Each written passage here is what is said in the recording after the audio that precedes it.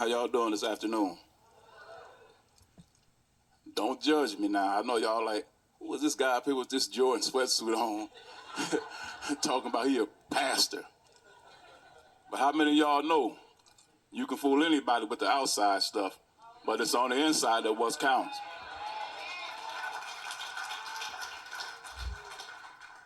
First of all, I want to give honor to God, who's the head of my life. And I want to give honor to Danny's family. A lot of you guys I don't know. I know Dylan, and I've talked to a couple of his daughters. When he was in jail, he had to be called to check on you. So me and Danny, we go back, like Bishop Earl was saying, to the 70s. I know I don't look that old, but we go back to the 70s. And I can't lie, what they said, he's a little rough. He's a little rough, but he's effective. So he gets the job done. And what a lot of people don't know about Danny is that underneath that rough exterior, you know, his inside, he was kind of soft a little bit. He was. I got to be honest. See, like you said, I know Danny before Christ, and I know him after he got saved. And we did a lot of talking. I was kind of almost like his confidant. He would always call me, Pastor, where you at? I say, I'm at home. I said, why, what's going on? He said, I'm right around the corner. I'll be right there.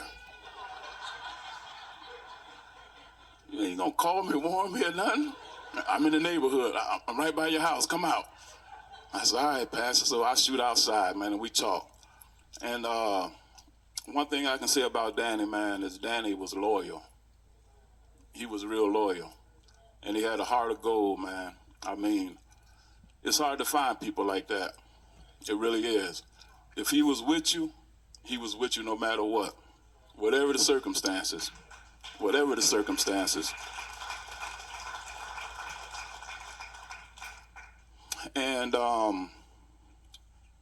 he wasn't like your average pastor. He wasn't. But I can relate to that, though.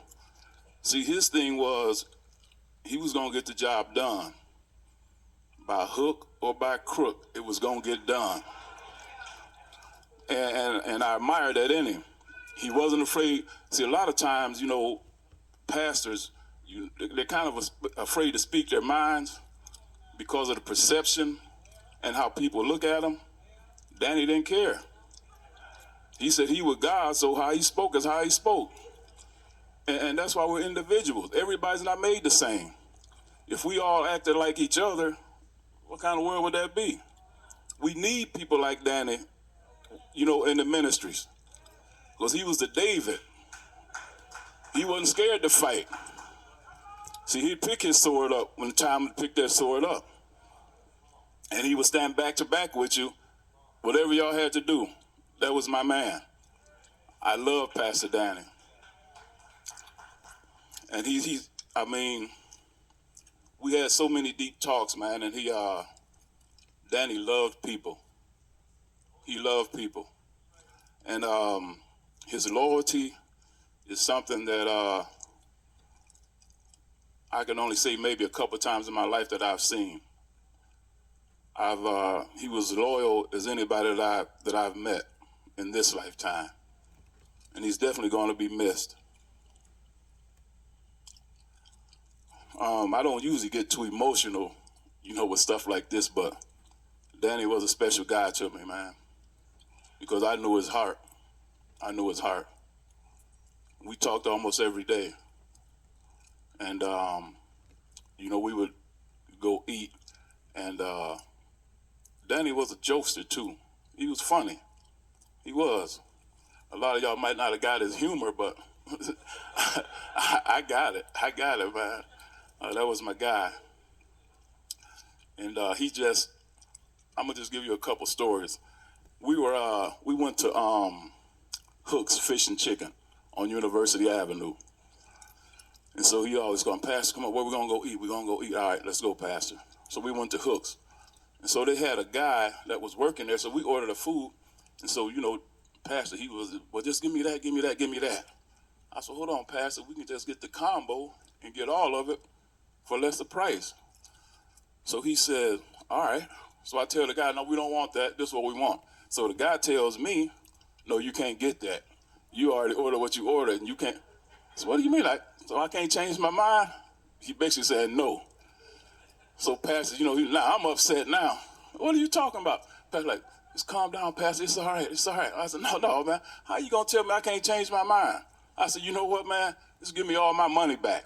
I don't want nothing here. And Danny was like, Pastor, come. I said, no, you ain't got nothing, man. Now he's calming me down. And it's normally the other way around. Pastor, come on, Pastor. Now he's calming me down. And so he's like, man, he said, I never seen you like that, Pastor. And I just looked at him. And I'm thinking to myself, you got the nerve to say something to me about that little argument and all the stuff I got you out of? And he was just a good guy, man. He's going to surely be missed. And I know the Bible says that your letter will be greater than your beginning. And that's true to form with Danny. He got greater later. He really did. And I'm glad that God entered his life. I'm glad that he accepted Jesus. And I'm glad I accepted Jesus. Me and Bishop Earl, like I said, we go back a long ways. And I remember when he got saved, we was in prison. And I said, hey, Earl, I said, hey, man, I got some of this payal, some weed. I said, hey, man, I got some of this weed. He said, no, man, I'm through with that. I said, man, this payal, you better get you a couple joints. He said, brother, I told you I'm through with that. I said, all right, okay. I'll be seeing him later. And that was in the 80s. And I seen him later, but it never was for the payal. He gave his life to God. And it was just inspiration to me from where I come from. And my thing was just like everybody else's thing. They was the worst of the worst. And I was with them, so I was the worst of the worst too. But if they could do it, then I could do it. And that's been my thing, man. People always say, why I dress like this. Because I talk to a lot of young people. See, and I can relate to the young people.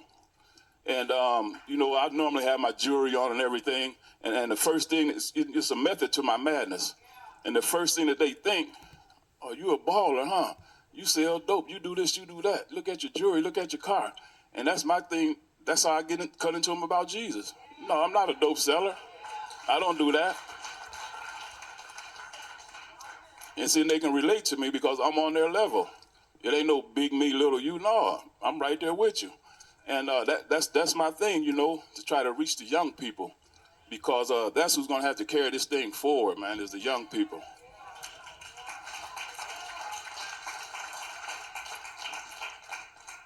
And so, I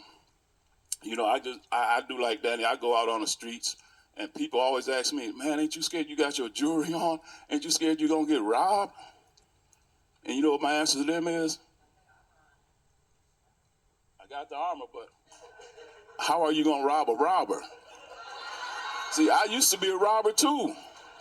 And so I'm just not going out there blind. And, I can tell when something about to go down, and get on about my business. But yeah, you try to rob me, you might mess around and get robbed. I'm just putting that out there. So if you ever see me with my jewelry and stuff on, it's not like that. So, no, but yeah, that's my method though, man. This is try to reach the young people because they're the ones that's going to carry this thing over, man. And without them, we don't stand a chance. We really don't. We really don't. And I just want to say to everybody, man, I appreciate you guys coming out to honor an honorable man, Pastor Danny. That's my buddy, man. That's my friend. And you guys carry his legacy on because it's worth. He was big on that. He was big on family. He really was. It meant a lot to him. And I can just go on, but I'm gonna cut it short and just say I thank you guys for showing up. The family, my condolences, and you know, like I told you, Dylan, I'll give you my number. If you ever need me, man, I'm there for you guys, man, because Danny was there for me. He's an honorable man.